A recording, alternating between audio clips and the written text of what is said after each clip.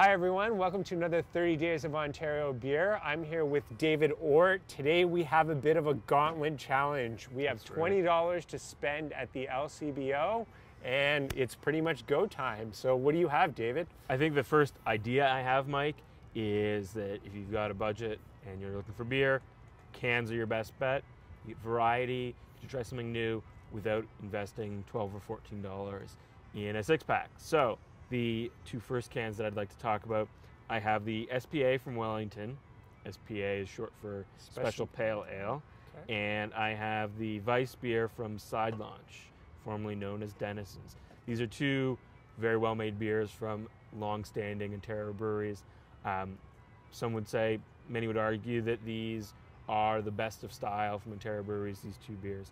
I think they're great introductions to the style. They're great sessionable beers. And this is definitely where I would start if I had $20 going into the LCBO. So Mike, I see you've got the 100-mile lager there. Why don't you tell us a bit about it? I do.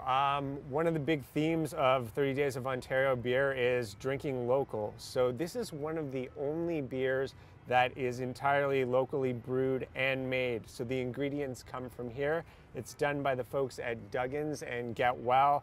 They've sourced both hops and barley that is grown locally. So I think that's a great theme and something that we'll be seeing more of. It's a cool idea, Mike. And it's a pretty easy drinking beer, right? Absolutely. I think that's an idea that I chose to focus on again with my third choice.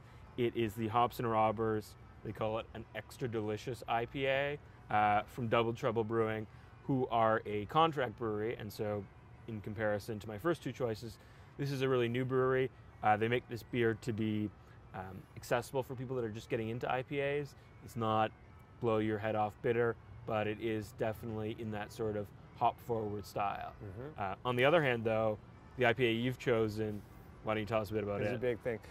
This is Bone Shaker from Amsterdam. Again, one of the long time established microbreweries here, based straight out of Toronto. Amsterdam's really sort of, in the last few years, really upped their game. This was sort of that flagship beer that sort of did this to them. It's become a huge part of their production, and it sort of followed if you follow the American trends of craft brewing, this is sort of where it started, these big IPAs there. Huge hops, huge malt, but really sort of delicious, refreshing beers that you drink in the summer and kind of a gateway to more exciting beer styles for people. Yeah, and I think speaking of summer drinking, people have ideas about what styles fit the season. And we're in June now. There are still cool nights. There's still cool corners of pubs. And so I've chosen one of my favorite Ontario stouts, the Cobblestone Stout from Mill Street.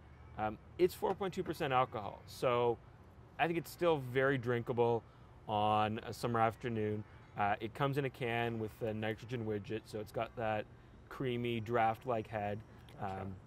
And it's another long-established beer that does really well and that really represents that style of stout from a local Ontario brewery. I also went stout, but I went a little bit different. I went back to Wellington again, but with a Russian Imperial Stout.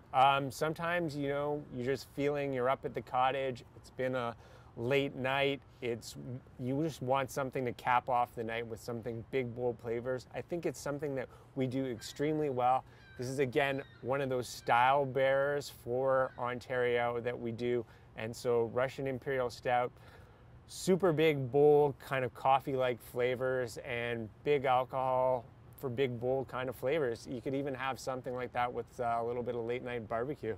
Right, and so I think that both of us kind of went with the idea that we spent maybe $10, $12 on a few cans, and then we blew the rest of the budget on a special bottle. And the idea is that you can get great value in the cans, but usually the beers that go into them are relatively large runs. And so if you want the special seasonal one-offs, they're almost always in bottles. And so the one I chose is a collaboration, special release by Great Lakes and Amsterdam.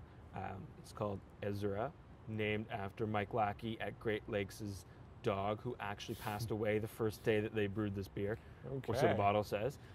It's a kind of farmhouse ale that they did an interesting thing with. They aged it in cider barrels from Spirit Tree Cidery in Ontario. 4 barrels, different ages, and then they blend it at the end. So it's one of those beers that is made in a very small quantity, and it's going to go rather quickly. So I don't have a problem at all spending $8 of my budget on a special bottle like this. Right. How about you, Mike? What did you pick up for your last one? So I went to a similar thought process as David. We went for these special one-offs. It's one of these things where the Ontario breweries are doing a lot of special beers that you won't find anywhere else, and they're doing them in small runs. So this is part of the LCBO. They had a little bit of a program there where they did barrel-aged beers there locally. This is Beau Siduri. It is a farmhouse sort of style there, saison, very kind of similar style of beers there, made with white peppercorns aged in old wine barrels, particularly red ice wine barrels. So something sort of interesting that you will see and kind of at the forefront of the exciting stuff of what's happening in Ontario. So I think, Mike, that we came up with $40 between us, and what's that, 9 beers? I think this is a good selection that people should be proud to have come from local breweries and should be proud to share with their friends. So I hope everybody enjoyed our tour through $20 Challenge, and stay tuned for more in 30 Days of Beer. Whose selection do you like better? Do you like David's selection or do you like mine? Place your vote on Twitter, hashtag it with 30 Days ON Beer. Or do you even have another $20 selection that you think you could have done better with? Let us know.